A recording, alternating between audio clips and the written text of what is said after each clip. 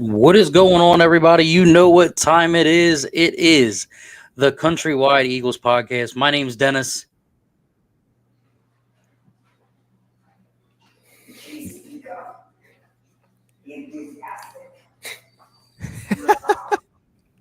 Hello, I am Logan, co-host, kind of. What do you mean, kind of? Good evening, everyone. There you go. Hi, sitting here waiting, like, somebody say something. Hey guys, it's Shawn, the other, the third co-host, if you will. How's it going, guys? Hold on a minute. It's 7:03, and you mean to tell me Shawn's on time? It's a miracle stream.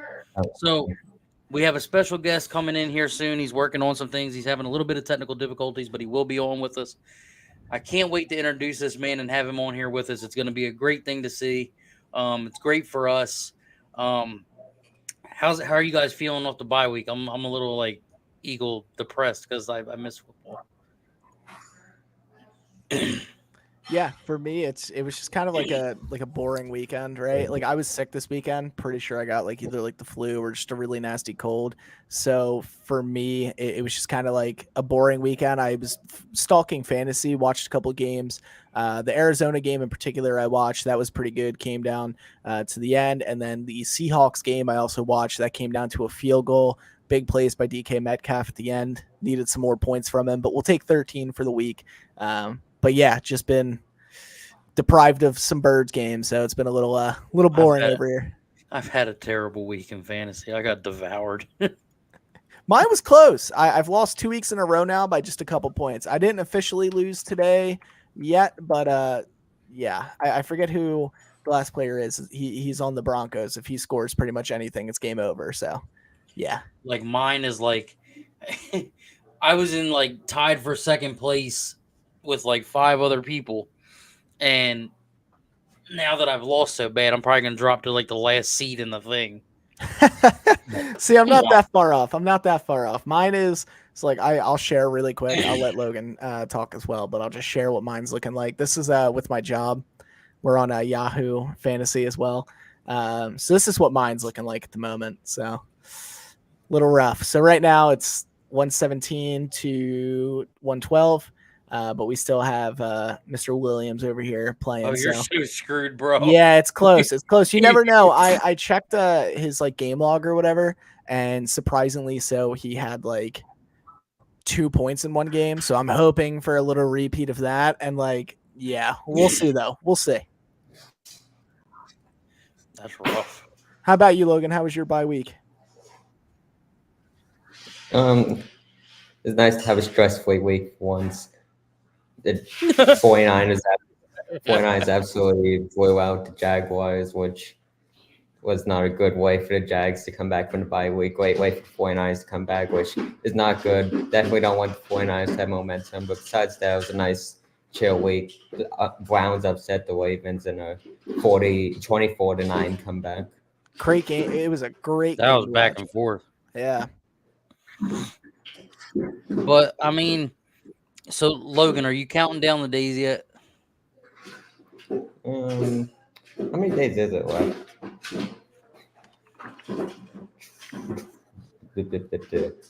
17 days? 17 days, ladies and gentlemen, until Logan is in Philadelphia. How many was it again? 17. 17. 18. Wait, no. Wait. Oh, there he is. 19, not 17. So, ladies and gentlemen, we'll bring him right on here. We are blessed and honored to have former Eagles running back with us, Markus Thomas, a legend in our eyes, just to even take time for us. So we appreciate you being with us, man. What's going on, man? Can you guys hear me okay? Yes, we can. All right, man. You know, Welcome Murphy's Law says everything that can go wrong will. So sorry about that. Of course. Listen, I want to give a little introduction. Eagles podcast. Yeah, I want to give him a little introduction because this guy right, is a legend. Okay, so first thing, right? Mr. Thomas over here is still the all-time leading career rusher in EKU and OVC history, and also holds the conference record with a career rushing average of 6.57 yards per carry. Right? It's awesome. So because I love football myself, so it's really cool to see that. And then I also saw as well. The National Football Foundation announced that Mr. Thomas is a candidate for the College Football Hall of Fame. So huge congrats. I just want to make sure to give you some flowers before we appreciate that. Of course. Appreciate that. My Russian records will probably not be broken anytime soon because nobody runs the ball anymore. It's past everything's passing the ball. Oh yeah. You know, they don't have running backs that run the ball 30 times a game and all of that kind of stuff. They just don't do it no more. Game has changed. It's crazy. Yeah, man. So. Definitely a different ball game anymore. Man, I did a whole thing about how my position is becoming extinct. The true running back is becoming extinct. Everything is a hybrid. So going forward, you're not going to see guys like Derrick Henry. You're not going to see those big guys like that anymore. I mean, I'm not a big guy. I was 5'10", 205 in college. If that. So I didn't put on weight until I got to the pros. So but I wasn't considered a small back by no stretch. So just that whole dynamic has changed so much in college football now. So it's interesting how everything has progressed and evolved. Yeah, it almost feels like to be a running back now in not only college, but like in the NFL, you have to have hands as well. Not just the legs anymore, but you have to have the hands, which, I mean, you look at like Swift, and I'm interested to see kind of what you think about that. I know we only have a little bit here. So, but like with Swift himself, I mean, he's a great running back, but then he also has the hands too. So he's like another wide receiver. So it is kind of interesting to see how the game has evolved. So I know like Marcus, me and you, we've had a chance to talk a few times, either you've been streaming or you've been on with somebody else, or private messages and stuff. And I've told you about Logan on occasion. Yeah. This is the young man that we were doing the fundraiser for. He actually is coming to the game on December 3rd. We raised enough money for him to come up and be at the game for the 49ers. And it'll be his first time at the link, first time ever watching the Birds. Now, in retrospect or in back thinking, me and Shawn would know you had the experience of the vet. You know what I mean? Yeah. What is this is kind of Shawn's question, but I'm taking it. I don't care. No, that's totally okay. Go for it. What is the difference in noise level and crowd reaction from the vet to the link? Good question. It would probably be better in the link because, not sure if you guys realize this or not, but when they design these new stadiums, they design it for that purpose. So you can design a stadium and says, hey, I want the acoustics to be a certain way, so it's a burden on the visiting team that are not used to it. So they can design it, the angle of the bleachers and the angle where you're looking down and all of that kind of stuff. So the way you project sound and all that kind of stuff. So I would say the link was probably designed a little bit more for that.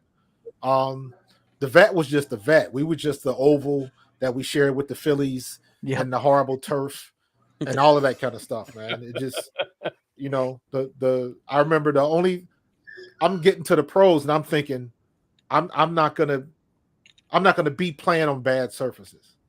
And Right. then the vet was worse than some of the stuff I played with or played on in college. So, you know, the vet was bad. The vet was bad to we would like when you played a game on the vet, by the time you got in the shower, like you get in the shower and things start stinging because you got rug burns everywhere. Oh yeah. So it was bad, man. And then of course the famous you could look out and you could tell where second base was, where the Phillies played, because the turf would sit up about an inch and a half. And it was a lot of people that got hurt because of that. A lot of people that got twisted ankles and all of that kind of stuff because of that. And then, of course, everybody remembers, and this was when Andy Reid was the coach, when they called the game because the turf was so bad. So they tried to put that next turf or whatever it was on it, and I think they just tried to do it too fast. They didn't have enough time to get it right. And I forget who they played, but they elected not to play. They canceled the game. I didn't know that. Yeah. And that's when things they really started taking a look at the turf. And I don't think there was anything per se wrong with the turf. I just think that they did it in such a rush to try to get ready for the game that they just didn't do it right. And people were, and they came out on the field and they were like, nah, we're not doing this. So you could probably look that up on YouTube. That was I'm gonna look it up. Yeah, they canceled the game. I don't know because this StreamYard thing, we're still learning it. This is only like our third week on it. Yep. So I don't know who asked this question, but somebody wanted to know what was your loudest game at the vet. The loudest Great game question. at the vet. The loudest game at the vet. I don't know. I could probably. Maybe the first regular season game, and just coming out with Randall and Herschel, and because Randall was still in his heyday that year in '93. Randall tore his knee halfway through the season, and we were like 7-1, and then we ended up 8-8 for the year because we had just signed Bubby Brister. Bubby Brister hadn't been on the team long enough to even know what the offense was. He hadn't he had memorized Bubby was literally drawing up plays in the dirt. That's how little he knew of the playbook when he got there. So, that was. I mean, for me, it was the first time just walking out. That surreal experience, walking out of the tunnel, and it's hard to explain, man. When you walk out of that tunnel and you hear that hollow hum of the crowd, and then the minute you step over that threshold and you're out of the tunnel in the stadium, it's like somebody just cranks up the volume to 15. And it's like an incredible feeling because that if you Logan, you'll find out when you're at the stadium that sound is tangible. You can feel it. And when they start singing Fly Eagles Fly and they hit that EAGLS Eagles and all that kind of stuff, you can literally feel it. Like we were telling them about like the opening kickoff pyro when they set it off from opposite end zones, and it go like I told them when you hear the Rocky thing come on, it's a different feel. You'll want to cry, you get emotional, you get wrapped in. My first ever Eagles game, and when I told Shawn this, he actually laughed because I still have the paper ticket. Who remembers paper ticket? Damn. Who remembers that? That was Terrell Owens. That bad boy. That's what I said. This was Terrell Owens' first game in the link. Oh, you definitely need to frame that one. Man. It was a preseason game. So crazy. So watch how it's evolved, like the entrances and stuff. You know what I mean? And going last year to the Steelers and the Packers game, that was different. And then I'd never got to experience the Kelly Green. So my grandmom's a Dolphins fan. Don't ask. It's all good. I took her up there. I brought her for the Dolphins game, and she was like, "This place is really crazy during a football game." Yeah, man. And just watching how it's evolved, But this kind of leads into my next question because I know Shawn's got some for you. What was your initial thought when they changed from the Kelly green to the midnight green? Yeah, good question too. I like the midnight green. I really, and mind you, me being a multimedia guy and graphic design guy, I'm looking at the colors and the schemes and how it matches. So I'm looking at the aesthetics of it. I like them because the Kelly green was just the old school. It was the old style, and I just thought the old style wings, they were iconic. But then I saw the new one, the way they had everything designed a little bit more sleek, a little bit, more active and dynamic. I liked them. I love the Kelly greens. I mean, I love the midnight greens. I thought they were awesome. I got my midnight green. The first time we had an alumni day, Jeffrey Lurie gave all of us the updated jerseys with our number and name on the back of it. That's so cool. I still had that, man. I wore that. The last time I wore that was when we were in the Super Bowl. So I was had my jersey on when I was watching the game. So my wife was laughing at me. No, that's legendary. I love the midnights, man. I have no problem with the midnight green. Shawn, I'm gonna jump on you for one more, and then I'm gonna let you have. Go for it. I know you want to ask him, but oh yeah, I'm excited. I know we only have a little bit, so I'm pumped. Marcus, is there any way possible that we could get an autograph, something from you for Logan? Yeah, I'll take care of that. All right. No worries. He actually met Herschel last year. So when we told him you were coming, he's like, "Will he play with Herschel Walker?" I'm like, "Yeah." So he was all excited. Herschel is a lot different now than he was back then.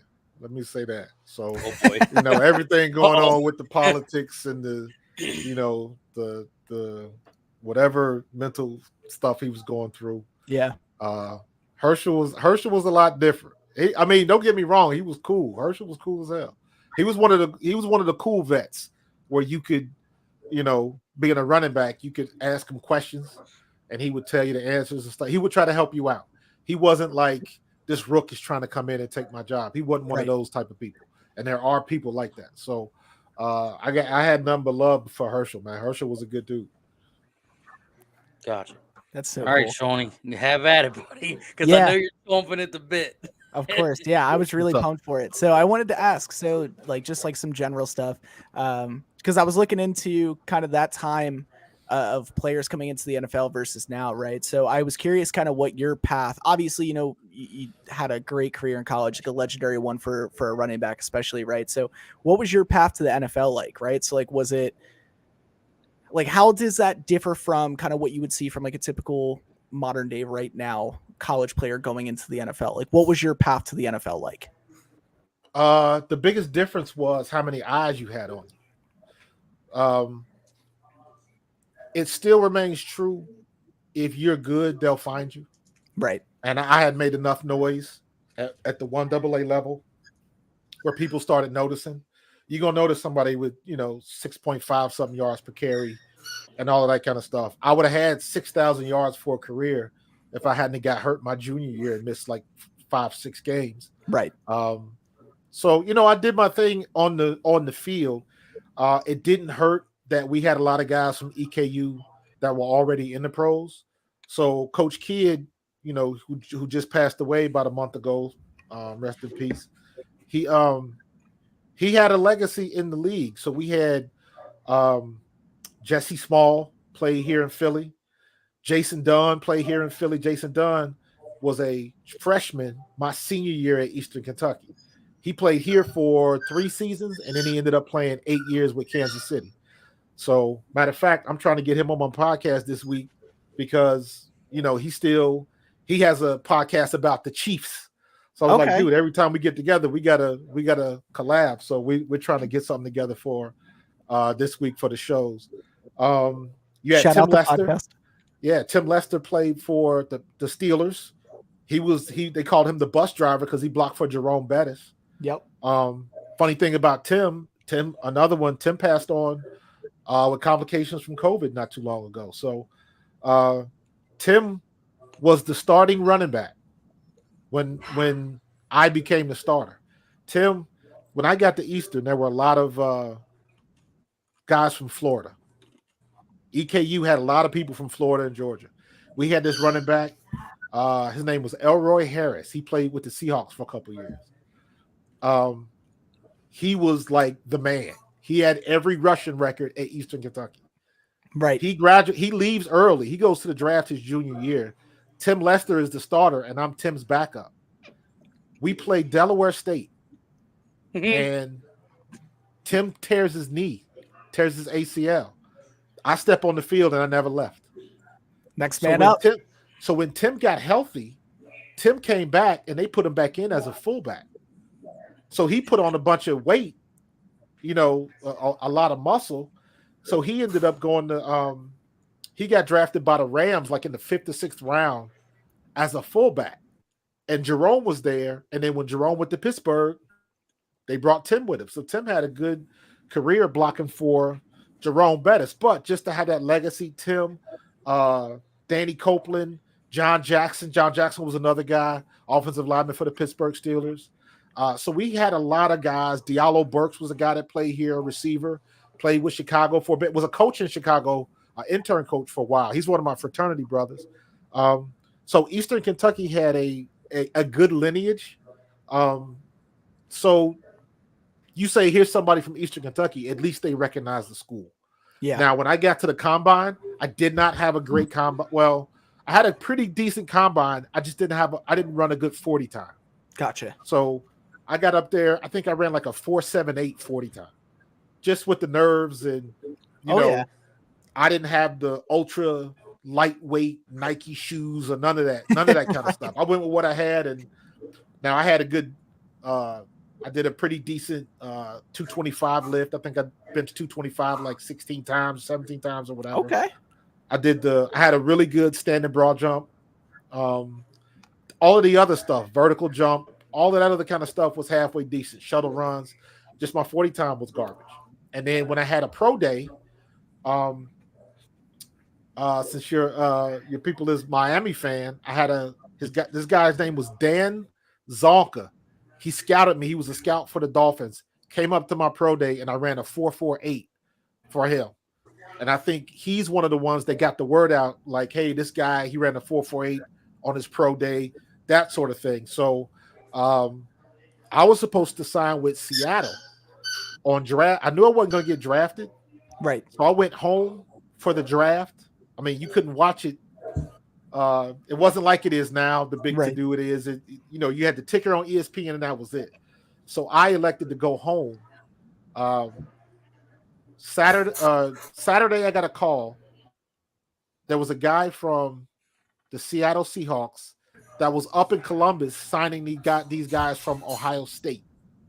The plan was they were coming down because they had a couple of guys at University of Cincinnati that they wanted to sign. I was going to meet them down at UC, and they were going to sign me as well as a free agent. Hang up the phone, tell my parents, everybody's happy. About an hour later, the guy calls me back, say, hey, looks like we're going in a different direction. Sorry about that. Wish you the best. And I'm like devastated. Of course. So Sunday, Eagles called, said, hey, we want to bring you in. We want to sign you to bring you into camp. So, and that was pretty much it. So cool. First time I went to Philadelphia, I was running track to get prepared for the combine. And the EKU track team, we ran in pen relays. So that was my first experience. Yeah, that was my first experience in Philadelphia. I didn't know what the hell a Wawa was. Dude, it was culture shock to me, man. Of course. Culture shock. Because I'm from Cincinnati. Then I go to school in Kentucky. And, I was like, we had a couple guys on the team that were from D.C. Okay. So D.C., Baltimore. So they were familiar with that area. And I'm like, dude, why are the cars parked in the middle of the street? Yep. What is this? We were going down Broad Street, and the cab driver was laughing at us because I'm asking all these questions. And then, I remember one morning we get up, we know what time our race is or whatever. So it's like, yo, we gonna go to Wawa and get something to eat. And I'm like, huh? It's like, yeah, we gonna go to Wawa and get some breakfast. And I'm like, wait a minute. You going to where? I couldn't understand what they were saying, and they were going, we're going to Wawa. I didn't know what a Wawa was. So first time being introduced to that. So it was fun, man. It was fun. I got up here, got to Philadelphia a day late because I had an exam on Friday. So I had to fly out on Saturday. So I missed the whole Friday workout. So I get there Saturday morning. I walk into my team meeting. I meet everybody, shake hands. Coach gives me like a 20-page staple full of papers, front and back. And he's like, this is everything you missed yesterday. Then he throws another packet on the desk. Here's everything we're learning today. And I'm like, wait, what? So it was like very overwhelming. A lot to take in at once.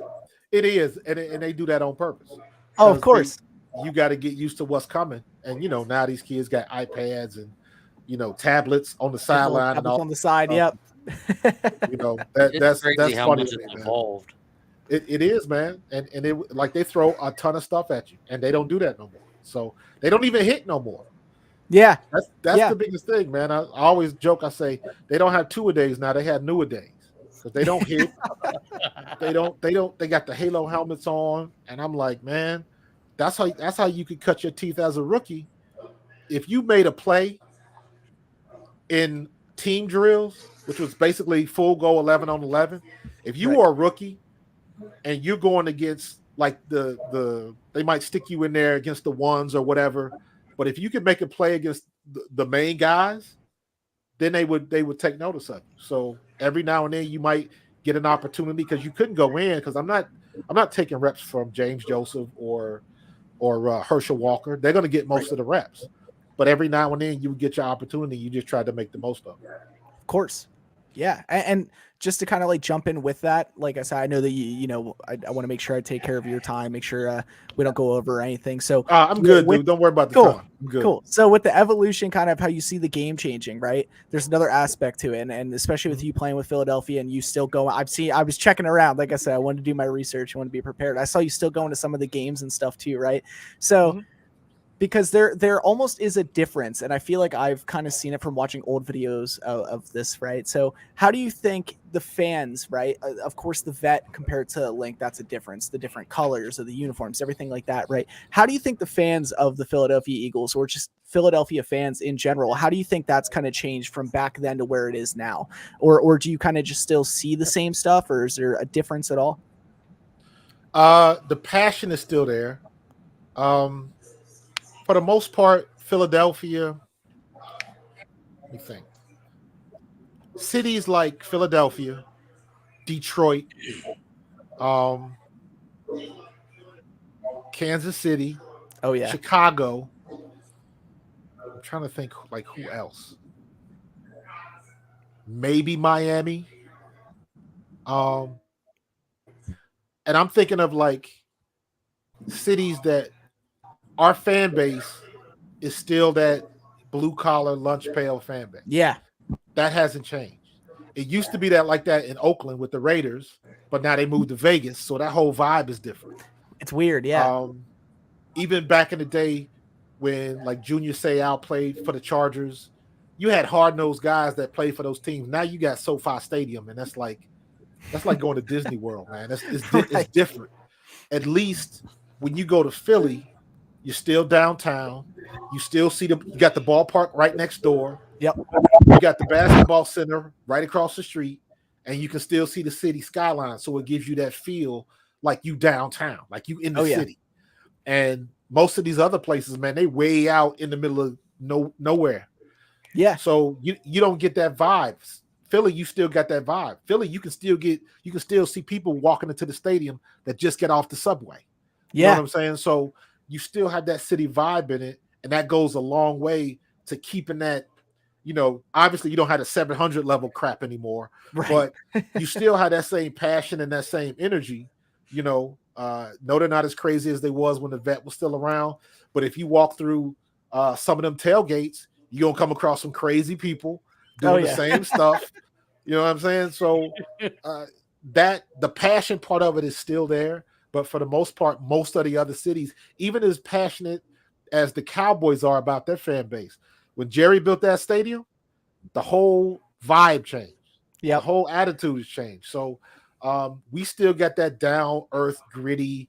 Pittsburgh still has it. Green Bay still has it. Agreed. Those communal teams where the the stadium is still like in the middle of the city. Oh yeah. That's when you can still pull that attitude from. Baltimore is like that to a degree. So Philly fans still got the passion, man. Philly fans are still honest with you. That's the one thing other fans don't really have. Yep. In Philly, if you suck, fans will tell you suck. You gonna know. I don't mean they don't love you, but they'll keep it real with you. So a lot of times you don't, especially with social media and all this other kind of stuff now, it's harder and harder to be realistic with fan bases. So yep. We still have that going for us. And of course, nobody likes us. So we just use that as a badge of honor and we keep it moving. Exactly. I love that you said that, because I feel like if you're not from this fan base or like you haven't played for it, you won't get it, right? It's not that we hate our players. It's not that we're just booing them for just to boo them, right? It's that level of like, we almost look for this certain level of I don't even know how to explain it. Like almost passion for the game. The way that we're passionate about our team, we want that passion for the game, right? It's like when they go out there, we want to see them play 4 quarters of the game. And if we see somebody that looks like they're slacking or they're not playing up to the potential of the team, like we let them know it. And I feel like other fan bases see that and they just look at us in a weird way. And I'm like, no, we just don't let it go. I have one more question for you, and then I'll pass it over to Logan. I'm sure you probably get asked this all the time. So in today's day and age of the NFL, if you were able to just restart and start playing right now in the NFL, would you want to go back and do it? Oh, absolutely. I figured. Dude, absolutely, man. Like we talk about this all the time, and it always like, this is my get off my lawn rant. You know what I'm saying? Because I'm the old head now. You know what I mean? I'm 53. So you look younger. I appreciate that. I was going to say, you don't look a day over 45, but dude, the stuff that we did and the stuff that these kids have available to them, like just the knowledge and the information that's available to you. Not to mention the way you train, sports performance training, speed training, weight training. When I got hurt, you wrapped it up. You had cold therapy, unless you tore something. Yep. Right? Get in the ice tub. You better be there at 6 a.m, jump in the ice tub, stick that ankle in, do what you got to do. We'll wrap it up. You go out to practice, do what you got to do. Now you got cold shock therapy. You got cryotherapy. You got oxygen therapy. You got hyperbolic time chamber. Hyperbolic. You got all that. You got, different forms of weed you can smoke now. And they put the needles in you. I mean, I'm saying that because all of that stuff is legal now. So the amount of medicine and information that they have available to them, we didn't have that. Nothing even close. We didn't know nothing about, getting into an oxygen chamber to be rejuvenated and, going into a cryo chamber for 2 minutes. You can get rid of like 80% of your soreness. Well, what they did for us was, you come out from camp, they would have these huge the plastic trash cans, and they would fill them up with ice and water. Okay. And have a step stool, and then you would just jump in the trash can. You stand there for about 2 minutes, and you jump out, and usually it was somebody behind you waiting in line. So just the technology and the information that they have access to, on top of the fact that they don't hit. Yeah. You hit during the regular season. So now it seems like the first 4 games of the regular season is the preseason, because people got to learn how to tackle. You get all your mistakes out of your offense. That's the problem we were dealing with this year and last year. Yep. The first 4 weeks, we looked like garbage tackle. It's bad. Yeah. And the first teams that figure out how to tackle in the regular seasons are usually the ones that kind of get out and have kind of jump out the gate first. So it's just that's the new era of football. They don't want to get nobody hurt. There's too much money involved. Yep. Not to mention, I would strap it up again just to get that check. Oh yeah, of course. Of course. Man, they're making now.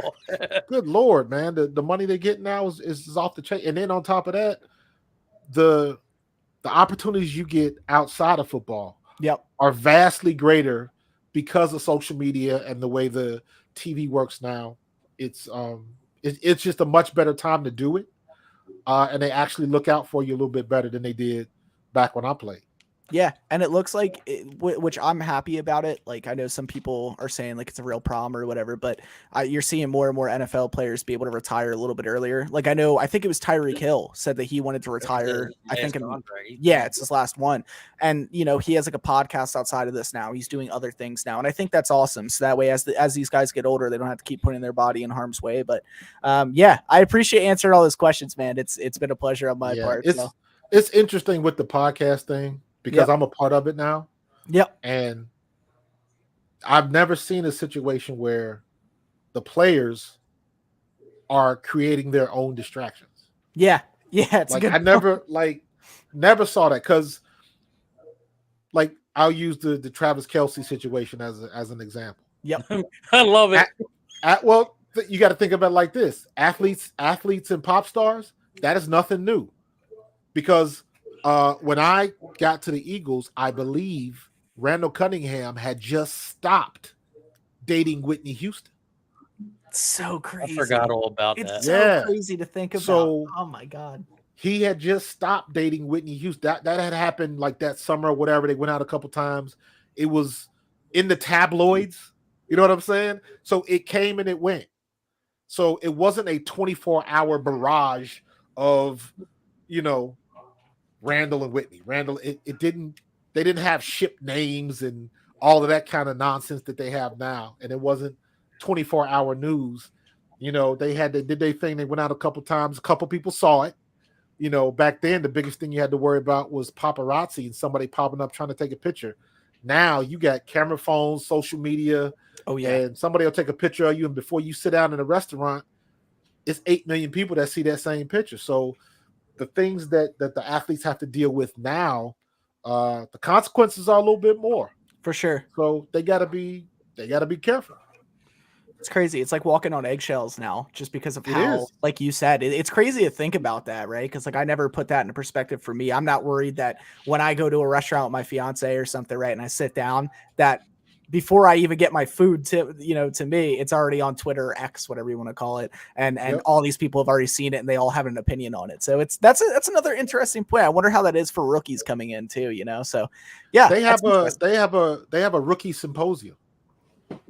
They have a rookie symposium. It started when I was playing, and then it morphed into this huge, like it is a big deal now. When I played, they had a guy, a representative from the NFLPA that would come in and talk to the rookies about drugs, steroids, maybe gambling. Okay. The biggest thing back when I played was every time you walked in the locker room, you would see a sign about not using tobacco. That was it. Wow. Now they got a thing now. Like here's a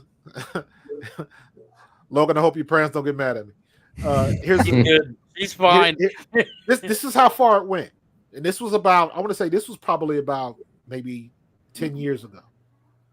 So they had this symposium, right? And they had a girl who was walking around introducing herself. She worked there. And of course, she was gorgeous. And players are going to do what players do. And they were trying to get the numbers. And she talked to a couple guys and gave her phone number out. Then they brought her on stage. And she introduced herself and she started talking. And what she did was she said, I met you. I work for the symposium. This is my deal. Oh, wow. She was HIV positive. Oh, my God. And the message was, you never know who you're talking to. That's crazy. And she said, my job is to scare you into understanding everybody that approaches you does not have your best interest in mind.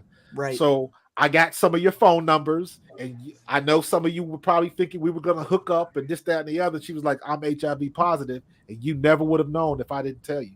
Like, and I'm saying all that to say it had gotten that serious. Yeah. That's insane. When they really got into, now mind you, this was before social media like blew up.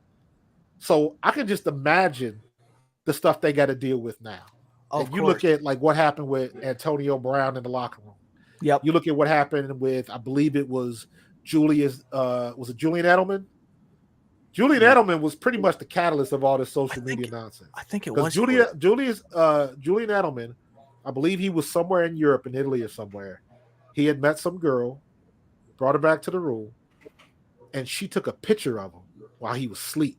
Yeah, she it was. it. Yeah. Yep. Ever since then, social media stuff just went off the rails. It was off the rails. So these kids have stuff to deal with that we didn't even think about. Back when I played, if somebody wrote something bad about you, like a reporter or somebody from WIP stand said something bad, they had to come in the locker room. You had to see them that week. So if they wrote a bad article about you or something like that, you were going to see them face to face, and y'all could have it out. But at least they had the guts to do that because that was part of their job. They had to, if they're going to write it, they got to walk in the locker room, look you in the face, and tell you why they wrote it. See, I actually prefer that. I prefer that. Yeah. Yeah. Because it's like now with Sirianni's press conferences, like you remember when Andy used to do his, like they were always there. Like they were in the room. But it's like, I don't know if it's because of COVID protocols or what, but it's like Sirianni stuff is always like over the computer now, like through a Zoom call now. That's a little bit of it. It all depends on where they are, though, because you'll notice when they have the press conference, it's always streamed to the website, and then they're trying to do it a little bit organized. They got somebody that's pretty much playing producer, and he's like, "Okay, you're next. You're next." When I was playing, I had a good game in preseason, and I got 15 people in front of me with a microphone literally shoved in my face. You know what I mean? So that was just the way you go about it is different. Now somebody will record you with the camera and they're streaming, and it'll be live by the time you leave the locker room or before. So just a different way of doing it, and these kids got to be aware of it. For sure. Now I know Logan was he was kind of nervous because he doesn't open up right away, so that's why nervous for, man. He's new to this, and so we kind of break him in easy, and we kind of take control, and then we just let him kind of ease in. But I know he had a question he wanted to ask you. What's and up? Again, before we let him do that, if you guys are watching, we got 5 in here. I think we capped at 11. Make sure y'all go over on YouTube to Pro Fan Talk. Drop Marcus a sub. For sure. Support. Drops great content. Knows his stuff. Former Eagles running back. Definitely a great friend, and so glad that I have semi-met him. But Logan, if you want to go ahead and ask him, bud, go ahead. Do you agree that Lincoln Financial is the scariest place to play in the NFL? The link? Yeah. I'm trying to think where else would be rough. I guess technically you could say up in New England because of course the guy got in a fight and he ended up dying. Yeah, it's fair. But I mean, but that is Boston too. So right now, based on our reputation, you could say that. I'm sure there were other cities that might beg to differ. Kansas I would put City's Boston up there. Kansas City's not bad. I mean, at the end of the day, everybody's got their stuff. Right. Everybody's got their stuff. There's fights in all the stands, but I guess based on our reputation, because every year somebody's going to bring a story out about, throwing snowballs at Santa Claus. But we tried to say sorry. We tried. You know what? That happened in the 60s. I didn't even realize that. But I would say Philip the Link, and then what is that? Gillette Stadium in New England. Yep, Gillette. And before that, I would say they're not there anymore, but I would say Oakland, when Oakland was still the in Raiders. Oakland. I was thinking that too. That was not a place at their new stadium. It's that wild. was not a place to be messing around in Oakland. You better have your So because you were in the league, so I'm gonna ask because I follow this very closely. I enjoy Miami Hurricanes football and everything, but I also pay attention to Coach Prime and everything. What was your opinion of Dion? Because you were in the league with him, and I mean to see what he's doing now. Do you think he has a problem going on in Colorado? Do you think he can fix it? And what was he like as a player? I don't think he has a problem in Colorado. I think he got a lot of 5-star recruits at skill positions. But at the end of the day, the battle is won in the trenches. That doesn't change no matter what level you're at, high school, college, or pro. The battle is won in the trenches. He got Travis Hunter, he got Shador, he got some of the best skill positions in the country. But if your offensive line can't block for more than 3 seconds, Shador get back there getting killed. So his problem is he doesn't have enough size on his offensive line. Conversely, he doesn't have enough size on his defensive line. And all of those guys on defense, he's got very fast linebackers and defensive ends, but he doesn't have size. So just like you saw against Oregon, just like you saw Nebraska try to do it, but they got away from it. But any team that has a good size offense and defensive line, they're going to give them, they're going to rough them up. And that's what's been happening. The only game that they have not been in was when they played Oregon. Oregon blew them out of the boat. But every other game, they've had an opportunity to win. So, and I think his size is what's costing him. So all of these, he's got all of the skill positions. So next year, his recruiting class needs to have some 5-star offensive line and defensive line recruits. And once he does that, then it's a whole different ballgame. I guess the next question that I would ask is, you mentioned Travis Hunter. I mean, the kid's a freak. In the NFL, is there room for a two-way player in the NFL right now? No. Good enough. The only Did we not argue about that 2 weeks ago? And I told you there was no way that kid was playing two-way ball. These days, I mean, well, here's the thing. Technically, yes, but I don't see it happening because there's too many people that are too good at their position. Fair. For somebody to come in and do it half the time. The last person that I saw do that effectively was Dion. Other than that, you had the Charles. I'm trying to think. No, I know there was a special teamer. I'm thinking maybe Devin Hester, but Devin Hester didn't play defense. I know there was you got somebody like, you got to go all the way back to like people like Darryl Green that had just stupid speed. And I'm sure at some point in time they put Darryl Green on offense in some way, shape, or form. But I think Dion I know there's somebody else out there that did it, but in this day and age, I don't see that happening. Somebody said Cordell Stewart. Cordell was more like the kid in New Orleans.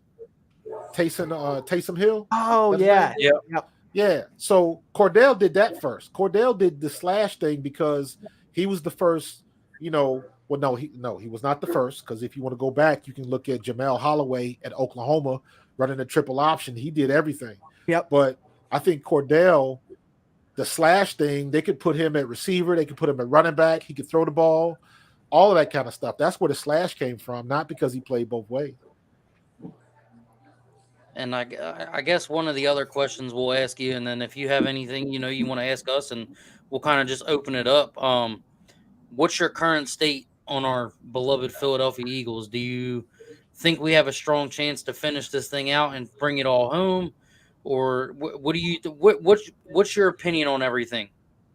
Right now, our biggest question mark, in my opinion, is our secondary. Agreed. That's the biggest, this is the first year I've ever seen where the Cowboys are promoting moral victories. I'd never seen that before. Yep. I thought it was even disrespectful to Cowboys fans. Yeah. But since they wanted to go on that tip, I was like, here's the bottom line. We tried to give you that game and you gave it back. We gave you 3 penalties that took you 60 yards in 20 seconds. And we gave you the ball on the 5 and you could not score. You got sack, penalty. And then that last play of the game, you were 5 yards short. Yeah. So we tried to give you the game. You couldn't take it. We got a quarterback on one leg and we got a defensive secondary put together with masking tape and bubble gum. And you still couldn't beat us. So what's going to happen when Jalen Hurts is healthy? He got a week. I'm very interested to see what his knee is like now. Obviously, he's not going to say anything, so we got to wait till Monday night. And the fact that it's Monday night, he gets an extra day to rest. Yep. So all I'm saying is everybody's worried about this 5-game stretch. We got Kansas City, then we got Buffalo at home. Yep. Then we got San Francisco at home. Yep. And then we got Dallas. We go to Dallas. Dallas. Yep. We're in Dallas for that too. Yeah. Then we go to Dallas. Then we go to Seattle. Yeah. All those teams we're about to play got problems. Yeah. Kansas City got problems. Buffalo got major problems. San Francisco got problems. Dallas has got problems, and Seattle's got problems. Everybody got issues. So I'm like, why does everybody think that we just standing still? That's not the case. Yes, for all intent and purposes, Dallas should have won that game. They should have stolen that game in Philadelphia. I was there. But they didn't. Yep. So now, when the time comes and we go back to Dallas, I'm real big on not getting too far ahead because we got enough to worry about with KC. Of course. I'm just saying that when we go to Dallas, I think we sweep Dallas this year because now our secondary, Kevin Byard's going to have plenty of time and he's going to understand the secondary better. He's playing like he doesn't know what's going on. Yeah, I agree. So he just rushed in. Yeah, exactly. He's going to be better.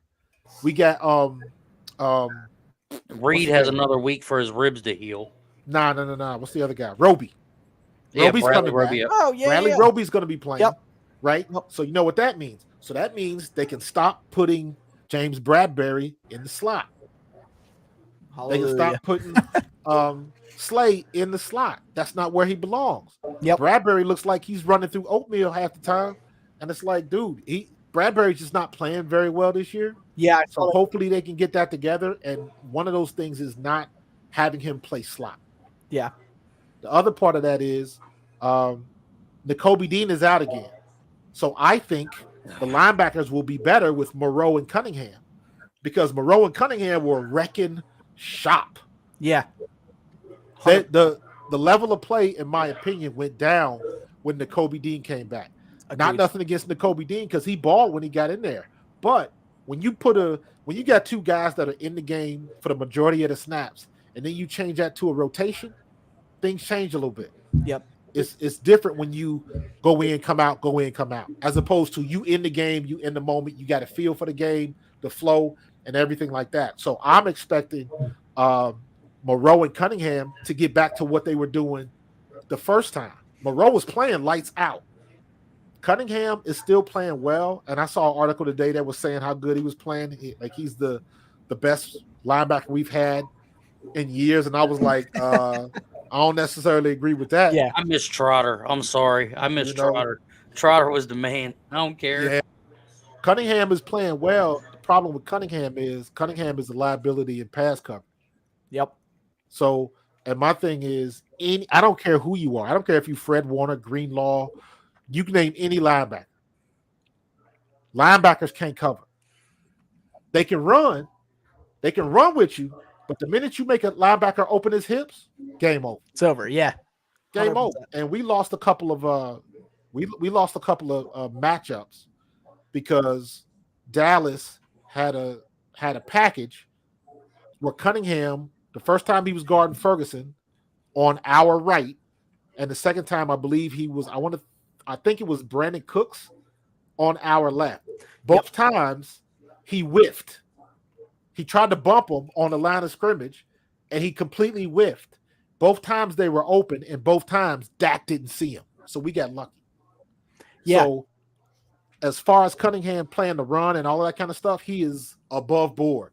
But he is a liability and has got to get better in pass coverage, or I got to put that on Desai that we got to put him back in the zone package so they can guard the zone and not try to go man up on a receiver. That's bad. That's bad for business. Do you think? Oh, God, sorry. You're good. Do you think now that the bye week's over, the 21-day practice window was opened up on Cam? You being a running back, you understand this how this game rolls with being a running back and everything. Do you think they can get the run game back to what it was if Cam Jurgens comes back? Yes. Or you think there's something else wrong that we're missing that they can't deliver like they were? No, I think I was a fan of Cam Jurgens last year when I saw him. And I was like, the first time I saw him, I was like, if something happens to Kelsey, I have zero worries because that dude is ready now. Yep. So I have complete trust in two people in the Eagles organization, Howie Roseman and Jeff Stoutland. Dogs. So when Stoutland put Steen in there, I was like, he's gonna be the man. I thought Sua Opeta should have started, but Steen didn't do a bad job. He wasn't great either, but he was going against Micah Parsons. So he did okay. I can live with that performance. But I believe Cam Jurgens is going to be a lot better at right guard when he comes back. However, if we don't start getting DeAndre Swift to the outside, this is one of the things, if I had hair, I would pull it out. Because when you have somebody with that type of speed, and it makes me angry because I see all the other teams do it. I saw San Diego do it with Austin Eckler, pitch him outside. Yep. Dallas does it with the new kid Robley and Pollard, quick pitch outside. Yep. San Francisco with CMC, they do that all the time. Just pitch him outside and let him race somebody to the corner. He's good tackle to tackle. He is a good runner. Yep. But you got to be able to utilize that speed. And as an example, when we ran that, we were trying to run inside when we had to get that first down and try to run out the clock against the Cowboys. And then we go 3rd and 3, and he throws a low percentage pass down to A.J. Brown. I was like, why don't you just have him run a slant that he's been doing all game? And we've been killing him with it. So that's the kind of stuff that bothers me. It's nitpicking because you can't nitpick when we put 30 up on somebody and you say, we should have did this, we should have did that. Well, we put up a whole bunch of points, and we had more points than they did. So we came out with the dub. So it's nitpicking. Yeah, we did the same thing last year with Gannon. You know, as much as we didn't like Gannon, we were nitpicking because we were shutting everybody down. And you know what? We were bend but don't break until we got to the Super Bowl. Yeah. And then when we got to the Super Bowl, we just lost the chess match. Yeah. Because Andy Reid just outsmarted us. One of the best coaches to do it, I think. Yeah, and I don't disagree that either. And I knew, like, the one argument and thing that we talk about on here sometimes, like, the first show that me and Shawn ever did before Logan started with us, we were talking about Derek Barnett and everything. And I told him, I said, it's not that I dislike the kid because I feel like he could still be good, but at the same time, he's still living on his past thing of what he did in the Super Bowl. But now I'm at the point now, like, how he tried to trade him at the trade deadline, nobody wants him. But those snaps that he has, I'm sorry. Yeah, Nolan hasn't showed much except for the sack against the Dolphins, but how's the kid going to get better if you don't give him the rep? Like, Shawn, you still got the clip there that we were looking at a minute ago? I can check. Marcus, we were talking about it was the sack when Sweat and Carter got Dak at the end of the Dallas game, and Dak was looking for the flag. And I said, that was Jalen Carter, right? Yeah. Jalen Carter, it really should have been a flag. Okay. I agree. I'm not disagreeing with you. Like, what I was telling Shawn was, and I'm thinking like Jim Johnson defense, and I was young, so I didn't understand the game as much as I do now. Like, I guess what I don't understand is how come with this defense, if we've got all this speed, why not move somebody and adjust something and stunt something? Like, there's a gap there in between Fletch and Sweat where if you stun it right, Nolan's got enough speed that you could send it. Here, he's got it right there. Like, you see how Cunningham's right there and you see the split. Oh, that's a different one, Shawn. You're on the wrong one. Oh, am I? Sorry. I was over here watching. I love watching defense, so I was over here watching a bunch of the clips. Give me 1 sec. But there was like a big gap right there between Sweat and Fletch, and it's like, well, you can't take it. I understand what you're saying when you see it. The problem is you got to take into consideration the defensive coaches. They got a play sheet just like the offensive coaches do. Yep. Okay. So if that stunt is not the the right thing to do. It according to your analytics and down and distance, they're not going to do it. Yeah, right there. So he was talking about the gap. For me, I know that our outside rushers are pretty good. So like, especially with how I've been seeing Hassan Reddick kind of get there. And then obviously Sweat as well. For me, I'll take this 9 times out of 10. And the other thing that I said too, when we were kind of looking over this before the podcast had started, is that right here, Reddick would have been there if he would have kept his footing. And like I said, I have full trust in him, and then Sweat coming in as well. So right here, even just him falling down right there, I mean, it pushes Dak to the left, which gives Sweat a chance to get in there. And then I love Jalen still following through, coming through at the end there. I love Jalen Carter. Right. Jalen Carter was 1 inch away from causing that fumble. Yeah.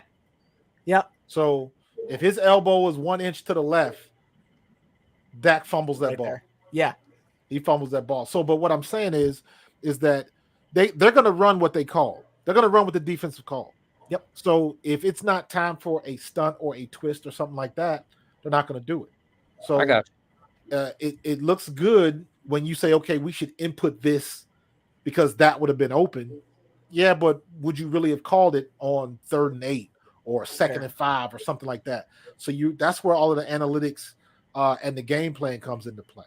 So feels like hindsight when we're watching it after. That's how I always me and him, we'll sit there and like I'll give the input of what it looked like from because I was at the Dallas game. Yep. Shawn was at home. So it's like I give the breakdown from what I saw there, and then he gives a breakdown, and we just go back and forth like, hey, what if they did this? So that was the reason for my question. I meant no disrespect whatsoever. No, it's a legitimate question, man, because it's you got a lot of things going on. We've been soft in the middle all year because it's like our defense is like stock prices, man. They go up and down. You know what I mean? How come we couldn't have a game plan against CeeDee Lamb like we had against Tyreek Hill? How come it didn't work? You know what I mean? How come, we do what we got to do against Miami, and then Sam Howell comes in and lights us up? What is the difference? What's changing? You know what I'm saying? So for me, not to interrupt you, I'm so sorry. So the only thing that I could think of with it, right, is that the defense has kind of looked different. It feels like week to week, in the sense of who's actually out there with injuries and everything else. So I feel like they've been running so many different, I don't even know how to explain it, but what did he say? Duct tape and bubble gum? Yeah, right. That's what it feels like. So I feel like sometimes it's like we have the people there that can make the plays, and then because we're looking almost at a different defense week to week, I just don't know what adjustments that they're trying to make to it. I think for the most part, honestly, defensively, I think there is some changes that we can make. I think offensively, what you said about taking the ball to the outside, I couldn't agree more. I think Swift is really great on the outside. I remember literally last season when we played Detroit. I think it was the first game of the season or second. I can't remember which. First game. And he was eating on the outside on us. And I was like, dude, this kid is a monster. He had 105 yards. They almost beat us that game. Yes. Yeah. It came down to the wire, and that kid was a big reason in why we won it. So, or why they almost won it, I should say. Sorry. Yeah. So I couldn't agree more. I think he needs to run more on the outside. I think in the beginning of the season, we saw him going inside, but that was after they already were trying to set up outside plays. For me, I feel like, I don't know why we're doing this offensively. It feels like when we do go for an outside play, it's more of a screen pass. So they're doing a screen pass, get some blockers, try to get up. I think if they establish that outside run game, they'll have a lot more success. But yeah, I couldn't agree more with you on that as well. Yeah, we don't do enough play action. Yeah. We did it a little bit. I'm very big on we got to get the linebackers to move. Yep. And the best way to get the linebackers to move for what we do is you got to line up in pistol and get Swift behind Hurts. I would love to see him under center other than something from the brotherly shove, but that's another battle. Tush push. But anytime you have a quarterback, Dallas used to kill us with this. That's why I'm so glad they got rid of Zeke. They were crazy. I was like, don't do that. But Zeke used to kill us because Dak would stick that ball out, and the minute you stick that ball out, it forces the linebackers to flow left or right. Creates space. It makes the blocking easier, and it creates space if you got to run through that zone. So 1 step equals 3 yards of separation on the field. So I've seen it run one time. We were in pistol, and basically it was a off tackle play to the right, and I was like, that's it in a nutshell. And all we got to do is run play action off of that. Yeah. And then when you have play action going, you can run an RPO off the play action. So I just wish they would do more of it. I But agree. everything is out of gun formation, and as a running backs do not like to go left, east and west. We want to go north and south. Yeah. So, but we'll see what they do. Again, I'm nitpicking. I done beat that horse to death. I feel like you almost have to at this point, right? Like, Yeah. because the team, it's like you watch all the shows, right? And I feel like it's like the popular thing for like Skip and all of them to just like hate on the Eagles because it's the Eagles, right? Like it's like an easy one to go after. And then like you'll see us make mistakes that might cost the game, but we still come out with it, right? So like when you have a team like ours that's winning and consistently winning, even though it's close games, it feels like you have to go down to the nitpicks and see, okay, this is what's causing this to happen. This is what's causing that to happen. What do we want to see change? So it's interesting to jump into when you have a team, but that's the other good thing that Sirianni and everybody has been talking about. It's easier to fix stuff when you're winning, right? So you can go back and fix it. When you're losing, it gets frustrating. It's like, why is this not working? But you're 8-1, you know, now it's just time to correct some of these mistakes and make it so when we go to the Super Bowl, I'm calling it already. When we go back to the Super Bowl, we don't make these little mistakes. You know, everybody's going to make mistakes, but try to correct them as we go throughout the year. So I love it. Still pissed off we lost to the Jets. Me as well. Amen. Me as well. We should be 9-0. I agree. 9-0 right now. So they played a great game. They played a great game. And it's kind of wild because when I saw Aaron Rodgers went down, which, upset me like crazy. That's another terrible turf that they were running on over there at MetLife. So, but yeah, when Aaron Rodgers went down, I was like, well, we got this game. And I just feel like Zach Wilson, because he has this opportunity now, has so much to play for that in his mind, he's like, I'm not losing this game. But the Eagles also kind of sold that game, in my opinion. I'm sure you probably feel the same as well about that. But that kid, Zach Wilson, man. We were one quarter away from being undefeated right now. Yeah. And it pisses me off. And I don't understand. We just go up and down sometimes, and it's like that's the one thing I have to give credit to Dallas. Yep. Because when Dallas plays a bad team, they dominate, like what they did with the Giants. Now watch, we'll play the Giants, and it'll be like 24-21 or something. It'll be a tight game or something like that. And it's like, why do we play around with our food like this? Yeah, I agree. We did this. We did it in the Patriots. We did it in Tampa Bay. And we just let's just put these teams away. The first game that I saw it, I was like, okay, this is what we're capable of, was when we play LA. Yeah. Yep. LA came out fast. They were hitting us with the 1-2-3 throws and getting rid of the ball quick. In that first half, they ate our lunch. They ate our secondary's lunch. And then Shawn decided made adjustments. Second half, we whooped up on them. Yeah, and they didn't. I don't think they scored in the second half, did they? I think we had them scoreless. I think so. And it's like, that's what we need to do. Like, how come we can't do that again? Yeah, so, I hate that we let people off the hook. Like, that's really what we do. And I don't even think it's like we let them off the hook. It's more like we let our foot off the gas. And I don't know who's doing that, but it feels like we start winning in the first half, and then it's like, okay, we just forget about the second half and just hope that first was good enough. As soon as they see that we hit 21, it's like they let off. They don't stay on it. They don't keep the foot on the gas. Like, I don't care. Yes, Tyreek Hill is one of the fastest and craziest players I've ever seen play the game. And it's like we've got all this talent on the offensive side of the ball. And the fact that we can't get down the field or we're making stupid penalties, like, we should easily be putting up 7 to 10 points easy in a game and then moving. And then to have the same issue reoccur, it's just, I don't know, man. Like, I love our team. I love our Eagles. It's just one of them things we're always going to be back and forth. I know we've kind of went over our time here a little bit, but I want to get right to the predictions. We all come back Monday night against the Chiefs. Marcus, seeing that you are the special guest, what's your prediction for the game? I don't even like making predictions, man. Usually I'm like, too much to not enough Eagles. Too much to not enough. I like it. There you go. But I'm looking at like maybe because Kansas City should have lost to Miami. Yeah. Miami held them to 2 scores. Yeah. And the only reason they got to 21 was because they had that weak scoop and score when they forced the fumble on Tyreek Hill. So the game was 21-14.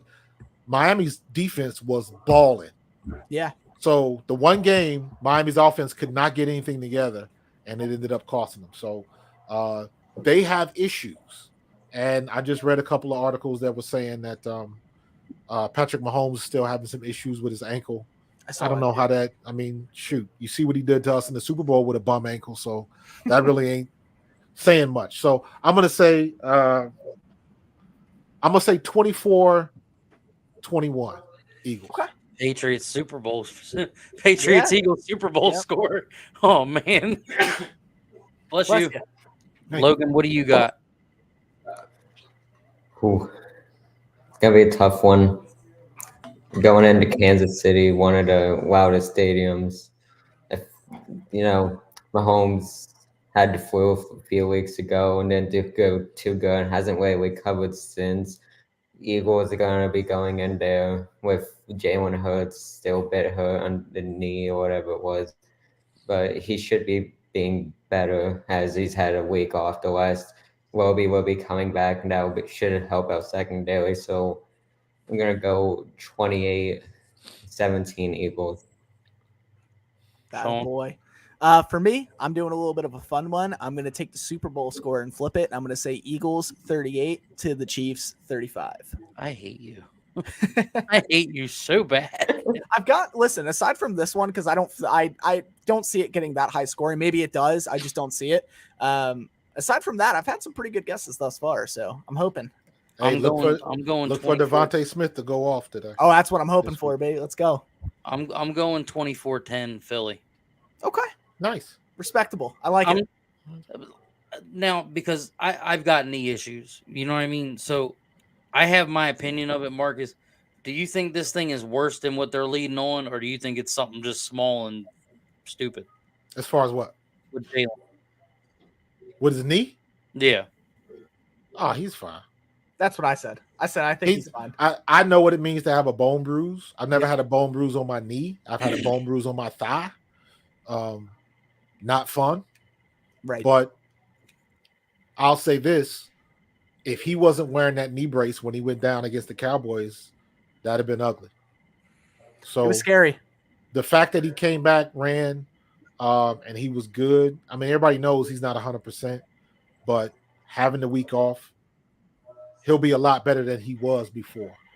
So I'm looking forward to that. And it's one of those things, when you got an injury like that, depending on how serious it is, it'll be good until it isn't. And then everybody will know without a shadow of a doubt. So, and then, knock on wood or whatever you got in there, let's pray we're not looking at Marcus Mariota. Look, man, he came out the tunnel for the third quarter and at the stadium, and like that whole stadium's heart sunk. Yep. Like I looked and I seen him throwing the ball with the helmet on, and the one guy that was with me, like he was below me, he had a set of binoculars and they saw the green dot on the back of his helmet. And I'm like, I'm like, that's not good. And then Jalen just comes out with like this happy jog, and we're all like, there ain't no way. Kid's a dog, man. I'm telling you. I just love the way that he limped into the locker room, dude. And they showed it on the boards. And Marcus, you know how them boards are in the link now compared to what they were when they first did it. You see everything. Yeah. He beelined right into the trainer's room, and I'm like, that's not good. Yeah, he was hurting. But I'll tell you this, I'm not as down on Mariota as a lot of other people are. The preseason scared me. It did, but I'm okay with that. It's preseason. Right. That's fair. You know what I'm saying? So, and whether you love him, like him, don't like him, whatever, you got to give him some credit because he started a lot of games in the league. Yeah. So he's won some games in the league. He's won some big games in the league. He's thrown deep balls. He's done everything you need a quarterback to do. Now, has he done it consistently? Obviously not. But you're not asking him. Let me say it like this. I'd rather have Marcus Mariota than Gardner Minshew. Oh, yeah, I agree. Yep. Especially in our system that we have, I think Mariota fits a lot better than Minshew, Mr. the Stash or whatever it was. And you look at what Steichen's got to change his whole offense for Minshew. We don't have to. Heck, the way Jalen is moving now, Mariota will probably run the RPOs better than he does. Yeah, because I didn't really understand how slowed up Jalen was until I was watching some videos of his highlights from last year. And I was like, oh, I was like, you can really see the difference on how fast he's moving. Oh So that's a real deal. And that pretty much negates his RPO ability because he can't get out of. That's why our average rush should be higher. But because Jalen is taking so many sacks and he's not getting out of the pocket and he's standing in the pocket more, because a lot of his sacks, he's just going down. He's not attempting to run. Yeah. So that's dragging the average down a little bit. So that's a little bit misleading when you see our average, yards per rush for the team down a little bit because everybody wants to compare this year from last year. And it's like, you can't do that. Yeah. So Jalen's also running it a little bit differently too. He was doing what we were talking about with our run game in general, giving it Swift going towards the outside. Jalen was doing that with good success last year as well, cutting outside and then just going down.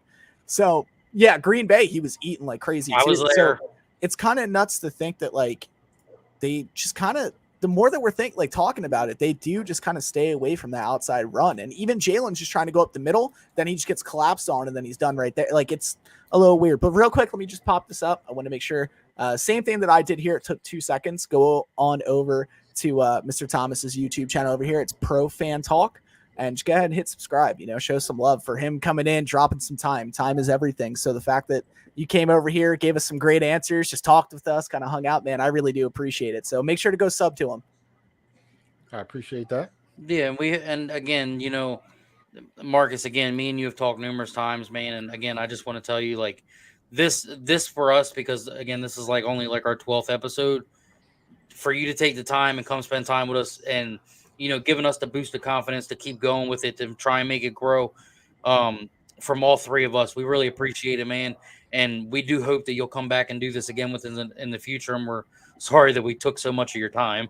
No. It's all good, bro. It's all good, man. I'm growing in this YouTube space like we were kind of discussing earlier on Facebook. Like I'm kind of new to, I'm still a rookie in this space too. You know what I mean? I've been with A2D Radio for, I want to say about 1.5 years now. Oh, wow. And I've been doing my personal YouTube channel for just over a year. Like I just hit 1,000 subs, literally like a year and a month. So it was almost a little over a calendar, like a year and 13 days. So, but in less than 2 months later, I hit 1,000 subs September 13th. And today is November 13th. So literally 2 months later, and I've already hit 1,500.